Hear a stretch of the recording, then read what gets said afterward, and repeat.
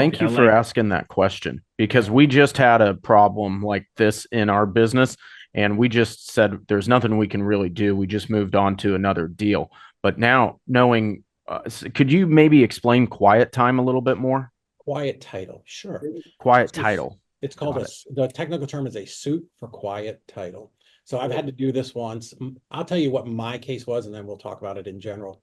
So I purchased this property for like 35 grand years ago and got title insurance on it. And then immediately the seller, the guy I bought it from, he was this weird sex offender. It was a crazy story, Mhm. but he had had it listed for sale and hadn't sold it. So he sold it to us for 35, but he had it listed for like 54 or something.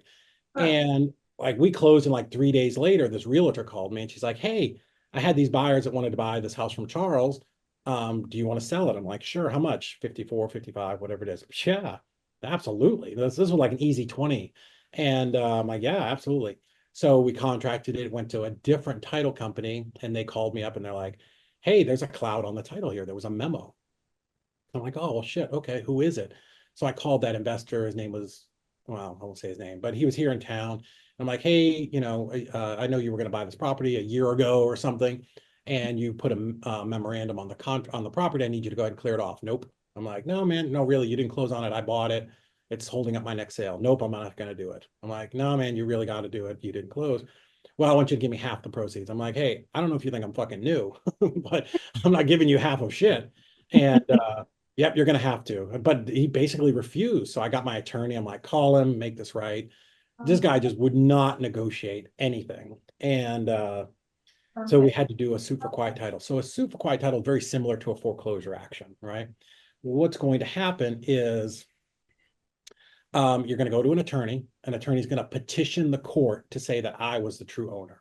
So the way that they do that, and this is where it's like a foreclosure, is they have to do public notice to everybody who's on the chain of title, right? So the last seller, anybody, the missing cousin, brother, uncle, father, like anybody who's not been cleared off of title, it's going to be any creditors, any, if there was a dead person, they're going to pull the obituary and mail certification to everybody. They're going to post it in the paper. They're going to do all of that as much as they can and say, hey, heary, everybody, show up at the courthouse, fourth floor, court number 2 in, on December 10th, whatever it is, right? So then all of those people who can come to claim an interest are going to show up. Most of the time, nobody shows up, right? In my case, this guy did show up, and we could talk about that. Like it didn't go his way, but that's basically what a suit for quiet title is, right? If you think you have an interest in this property, show up and state your case. Now you could show up and say, Kristen can show up and say, hey, yeah, I should have a part of Corey's house. And Corey's like, I don't even know who you are, right? It could be that, or it could be, oh, yeah, she's my sister, but whatever.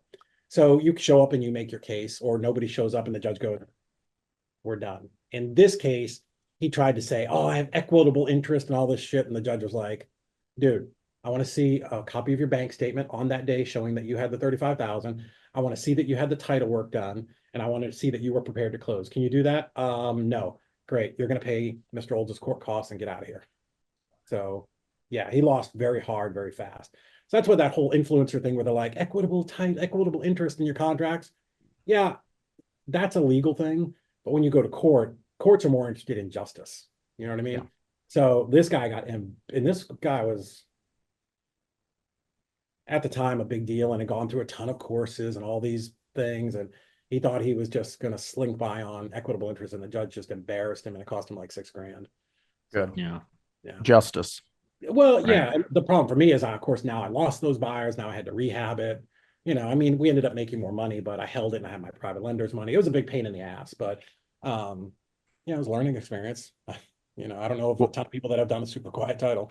what would you have done differently? Really, there's nothing I could have done. I had title insurance when I bought the property. So even if he didn't pay, First American was going to pay for the attorney bills. It Mm. just held me up, right? Yeah. But this is why we have a full pipeline. This is why we have other deals. This is why we keep doing the things we do. This is why we exist, so that you guys can go out there and get that next at bat, right? Yeah. Stay on the field getting your deals. So, I mean, there's nothing that I could have done different, giving him half. I mean, I could have done that. But fuck him. You know, I wasn't Yeah. giving up. I'd have rather have lost the deal. Sorry. I swear a lot, Amanda. I'm sorry. This is not what you normally get in my reels. You're getting the real thing.